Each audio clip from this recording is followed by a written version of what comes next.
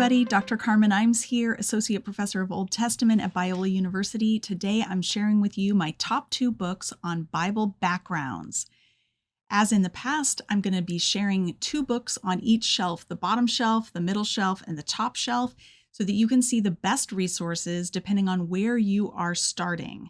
If you're a beginner in the world of biblical studies and you just are dipping your toes into the idea of studying biblical backgrounds, that is the cultural and historical context in which the Bible is written, then you want to check out these books on the bottom shelf.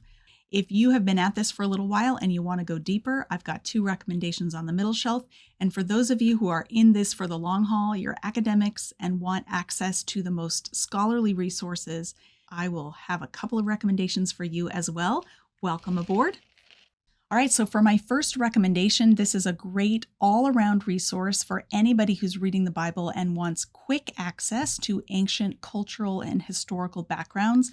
My go-to resource, this is one that I require for all my students in my introductory Old Testament class, is the Zondervan NIV Cultural Backgrounds Study Bible. It's available in the NIV, the NRSV, and the NKJV, New King James Version. This one is the New International Version, and as you can see, the text includes shaded boxes that explain historical and cultural background. There are charts and graphs and timelines. There are a lot of colored pictures where you can actually see artifacts that have been discovered that relate to whatever passage you're reading. And every page has lots of targeted notes about the passage that you're reading that can answer the questions that you have. None of you watching this video were born in ancient Israel. And so you didn't grow up knowing how things worked in ancient Israel or for their neighbors, the Egyptians, the Mesopotamians. And so this study Bible gives you immediate access to the kinds of things scholars have spent decades and decades trying to study and understand. Archaeologists have dug stuff out of the ground. Philologists have studied other languages and how they compare to ancient Hebrew. And all of that is gathered for you in this 1-volume resource. Now, you can't possibly fit all the world of scholarship in one book of this size that already contains the Bible. And so if you are also at a beginner level, but you want even more and your budget allows for it, then I would recommend the Zondervan Illustrated Bible Backgrounds Commentary on the Old Testament. This is a 5-volume set, so this is just volume 1 on the Torah, Genesis, Exodus, Leviticus, Numbers, and Deuteronomy. This is a great resource. It actually includes a lot of the same information that's in the study Bible I just showed you, but it also has additional notes and pictures. It's a beautiful series, and I consult it as I'm writing my Exodus commentary. I encourage students to consult it when they're working on a particular passage. If you're a pastor and you're preaching through a passage and you come to something and you're like, I'm not really sure what's going on here, this is a really good resource to consult so that you can get a sense for what's going on in the cultural context around the Bible. There's also a 4-volume New Testament series if you want New Testament backgrounds as well. So those are my 2 go-to resources. I have them right within arm's reach because I use them so often. Those are for beginners. Now let's go to my top 2 recommendations for intermediate readers who want to delve into Old Testament historical and cultural backgrounds. The first one is a book that I read in seminary called Life in Biblical Israel. It's by King and Stagger.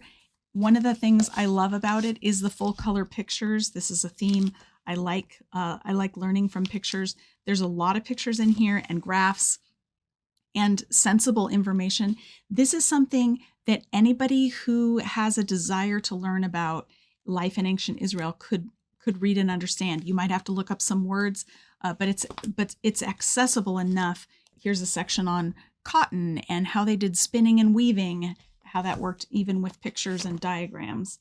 There are chapters on everyday life, the house and household, family, illness and healing, farming and animal husbandry, water sources, arts and crafts, travel, transport, trade, the royal city, urban water systems, warfare, dress and adornment, music, song and dance, literacy in schools, ritual objects, sacred sites, religious practices, death, burial, and the afterlife. So you can see there's a wide range of chapters, so that if you're reading a biblical passage and you're like, I don't understand what's going on here, somebody just died and they're responding in a way that seems surprising to me, you could just come and check out the chapter on death, burial, and afterlife and find out what was typical, so that when people are doing something in the text, you know if what they're doing is typical or atypical, and how it compares to its own time period. So really great resource, fun to read, lots of pictures. So that's my second resource, my number 2 resource for intermediate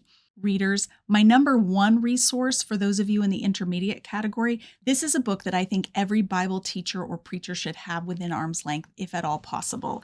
And it's the Dictionary of Daily Life in Biblical and Post-Biblical Antiquity. This is the 1-volume edition. There's also, I believe, a 3-volume edition, but this has all the information in 1 volume. It is so much fun. It has chapters similar to Life in Biblical Israel. It has chapters on lots of things about daily life, but even wider range of topics. So I'm just going to start reading alphabetically with letter A. These are the chapters in the book: abortion, adoption, adultery, age and the aged, agriculture, alcoholic beverages, animal husbandry, aphrodisiacs, aqueducts, archives, armies, art, astrology, athletics. That's the A section. And it's got chapters on every conceivable part of the ancient world. So if you're reading along in a biblical story and you want to know, okay, what did people normally eat? Or how did they normally process their food? Or what did people normally wear? So for example, I was studying the David and Bathsheba story, and I wanted to know, how did people normally bathe? Did they have indoor plumbing in David's day during the monarchy in Jerusalem in the city of David? How were the houses constructed? What was a typical practice? All of this was to help me understand whether Bathsheba's behavior was normal or abnormal for that time. This book was super helpful in kind of fleshing that out. No pun intended. All right, so that brings us to the top shelf. This is for people who really want to dig deep and they want to have an academic foundation for the work that they do. The book that made the most difference for me in helping me understand the ancient world and how it worked was John Walton's Ancient Near Eastern Thought and the Old Testament, Introducing the Conceptual World of the Hebrew Bible. I took the class with John Walton at Wheaton College that he wrote this book for, and that he used his class notes to produce. And so I got to study this material with him as we read the book. It is a really sensible and comprehensive guide to the topics that you're wondering about when you read the Bible: comparative method, literature of the ancient Near East.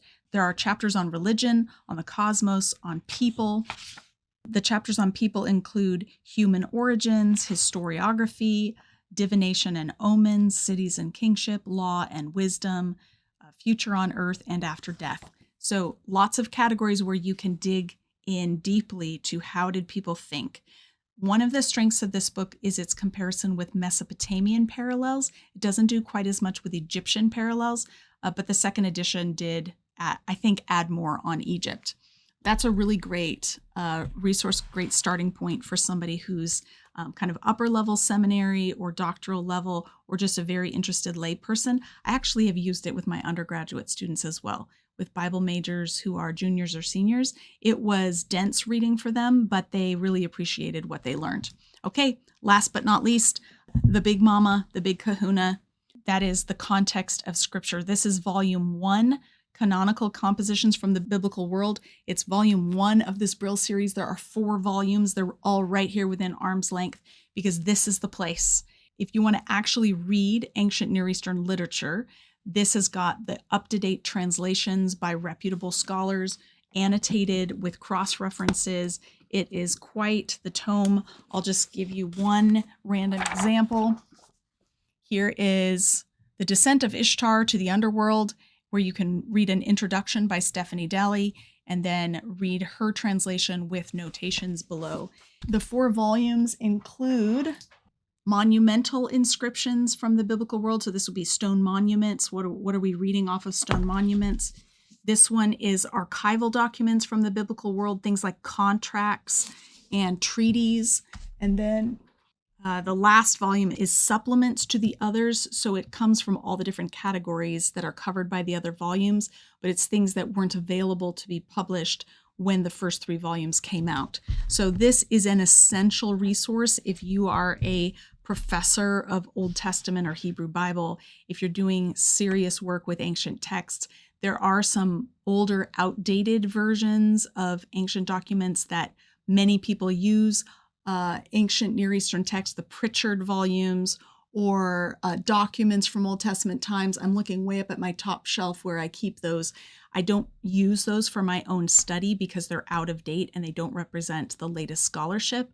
But sometimes if I'm reading along in a book and they use those volumes because it's an older resource, then I'll be able to use those to check to see, okay, what text are they talking about? And then I can look it up in context of scripture, which is where you really should be looking if you want the latest scholarship. So this is a super helpful series. It's not cheap, but I've used it over and over again, and I found it super helpful. So those are my recommendations for Bible backgrounds. In case you're curious about this series, I'm not making any money on it. My partnership with Hearts and Minds Books that offers a discount on some of the books I talk about here. I'm not getting a kickback. Amazon's not paying me. The authors of these books are not paying me. I'm just an educator, and I want to share with you what I think have been the most helpful books that have helped me grow as a scholar, and I really genuinely hope they help you grow as well. Have a great week, and let's keep reading.